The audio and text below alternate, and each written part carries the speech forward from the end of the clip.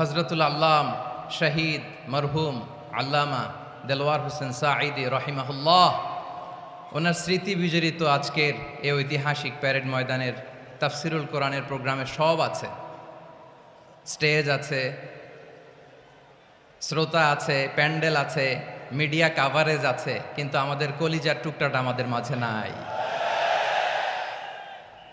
আজকের এই প্রোগ্রামে আলোচক হয়ে এই চেয়ারে আমি না বসে ওই শ্রোতাদের কাতারে বসে যদি আমাদের আল্লামার নুরানি চেহারার দিকে তাকিয়ে ওয়াজ শুনতে পারতাম, আমাদের হৃদয়টা ঠান্ডা হয়ে যেত, আমাদের তৃষ্ণার্ত হৃদয় শান্ত হতো।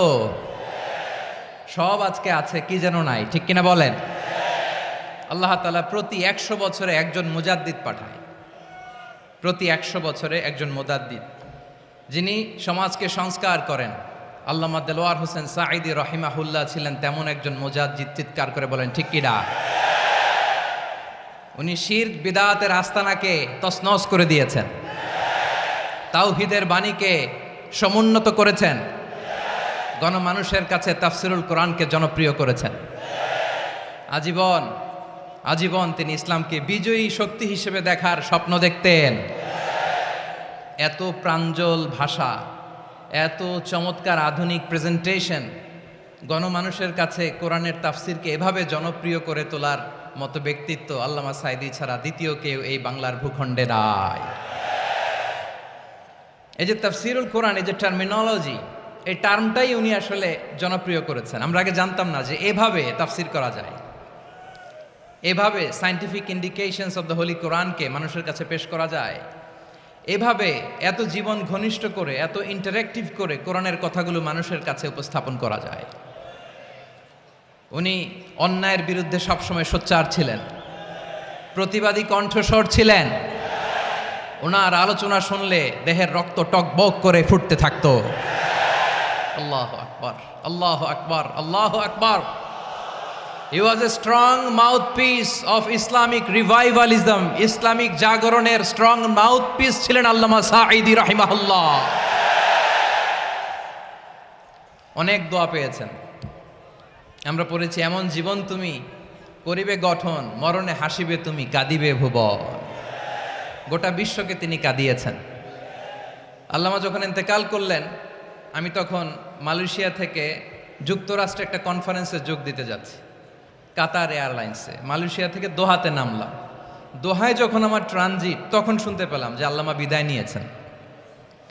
সোশ্যাল মিডিয়ায় শুনে বিশ্বাস করতে পারলাম না। মুহূর্তের মধ্যেই মাসুদ সাঈদী ভাইকে মেসেজ করলাম, উনি কোনো উত্তর দিতে পারলেন না। মাসুদ ভাইয়ের সাথে যখন কোলাকুলি করি, আমাদের শামীম ভাইয়ের সাথে যখন কোলাকুলি করি, মনে হচ্ছে আল্লামা সাঈদীর ঘ্রাণ পাই। শরীরটা লিটারেলি কাঁপছিল, নিজেকে মানাতে পারছিলাম না, বিশ্বাস করতে পারছিলাম যে আসলে আল্লামা বিদায় নিয়েছেন। ইন দ্য মিন টাইম আমার সেকেন্ড ফ্লাইট, দোহা টু নিউ ইয়র্ক, 12 ঘন্টার ফ্লাইটে উঠলাম। ইন্টারনেট থেকে বিচ্ছিন্ন হলাম। নামার পরে শুনলাম আল্লাহু আকবার, যেখানে ওনাকে কবরস্থ করার কথা ছিল সেখানেও কবর দিতে দেয়া হয় নাই। ছবিগুলো দেখতে লাগলাম, হাসিমাখা মুখ, হাসিমাখা নিথর দেহটা, মরণে হাসিবে তুমি, কাঁদিবে ভুবন।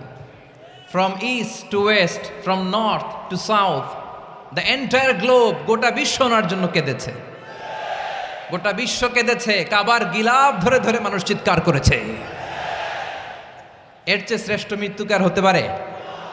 আমাদের আল্লামার আর কি পাওয়ার ছিল বলেন? আর কি পাওয়ার ছিল?